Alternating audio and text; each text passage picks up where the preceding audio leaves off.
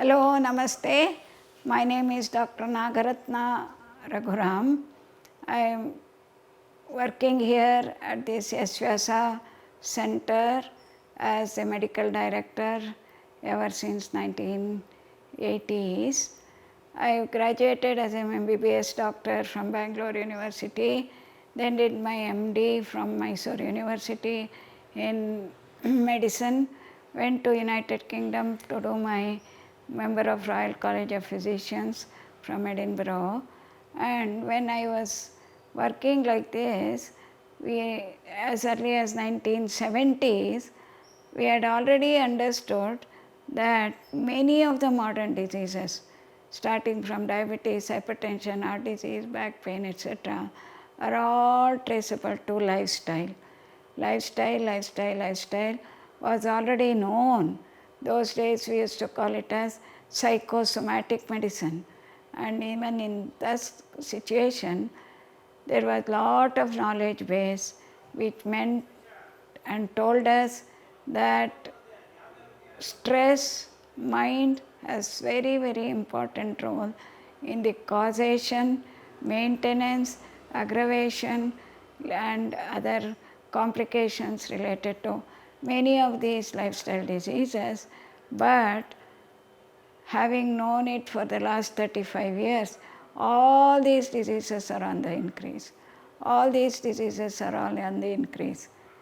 India is going to be called the diabetes capital of the world by 2025, 28. So why? This is where I decided that we should work on the root cause of these problems, help people to change their lifestyle, to prevent these diseases, treat these diseases with add-on mind-body interactions, and also help people to learn to prevent complications and live a healthy quality of life.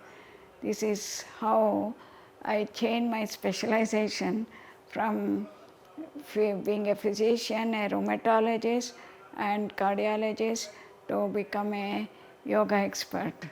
Today, as medical professionals, we see that there are two major categories of diseases: communicable diseases, non-communicable diseases.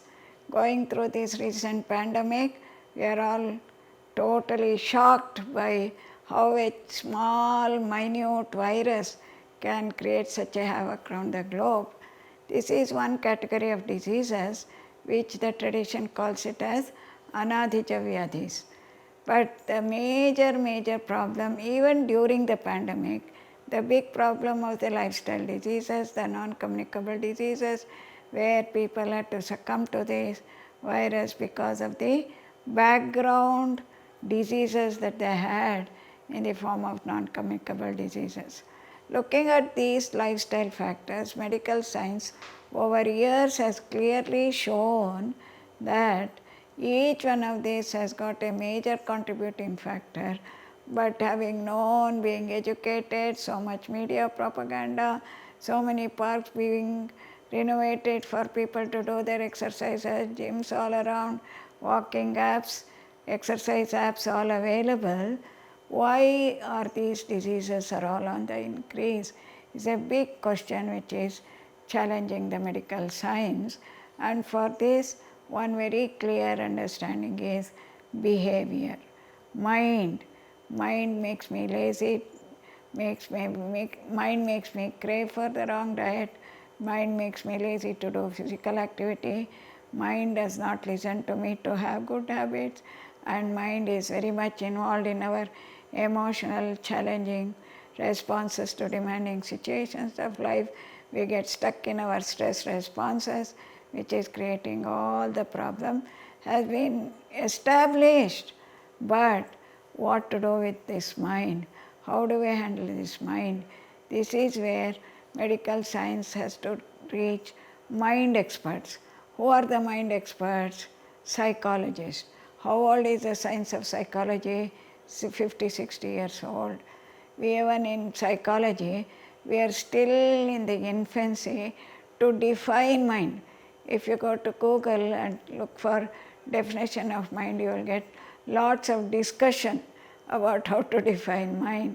level defining mind, handling mind, controlling the mind, mastering the mind, changing the mind is a long science which has been researched upon by our ancient scientists over 5,000 years of research.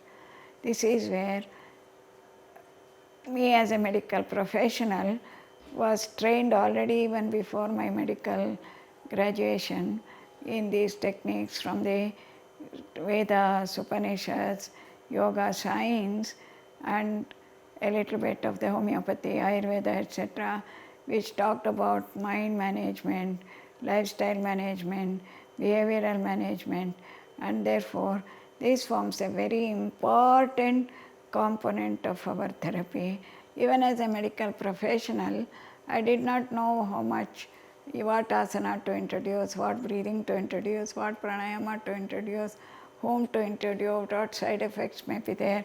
And when we started conceptualizing, incorporating these traditional systems for prevention, during management, rehabilitation, and improving the positive quality of life towards wellness, we had to do a lot of background work. The first background work we did was when I returned from UK, I went around the whole country to visit all the centers where great yoga therapy, Ayurveda therapy, etc. has been going on. Naturopathy centers, yoga centers, Ayurveda centers. I spent about 6 months visiting all the centers, interviewed the patients, documented the data, talked to the masters there, talked to the teachers there, talked to the rishis there, the gurus there, find out why they are teaching this particular practice, why not this practice, how it helps, and documented the whole thing. And came back, went round from the east, north, northwest, then western part of the country, all big institutions. And then we compiled all the information. This is how we started our work. And we had our own master who taught us all these techniques also, taught at the conceptual basis also. And we used to have a lot of dialoguing and interaction to develop this basic conceptual basis of how to manage the mind in a sick person, in a diabetes person, in a hypertension person, in a back pain person, how we should be able to introduce these concepts to allopathy doctors, to Ayurveda doctors, how integrating the whole thing is so very important. And we sat in Kanyakumari actually, where we sat and designed these therapeutic modules. And very first thing that we did was we called this institution as Yoga Research Foundation. Friends, it is the time now to think of integration. We cannot run as parallel experts in Ayurveda, expert in homeopathy, experts in yoga, expert in modern medicine. We know the benefits of all these and how to put them together with safe modules, safe protocols is a very important need of the hour, and this pandemic has already taught us this. There are good number of medical allopathic experts who have accepted Siddha, who have accepted yoga, who have accepted Ayurvedic treatments to be incorporated during therapy. So it is a time for us to have a department of integrative medicine.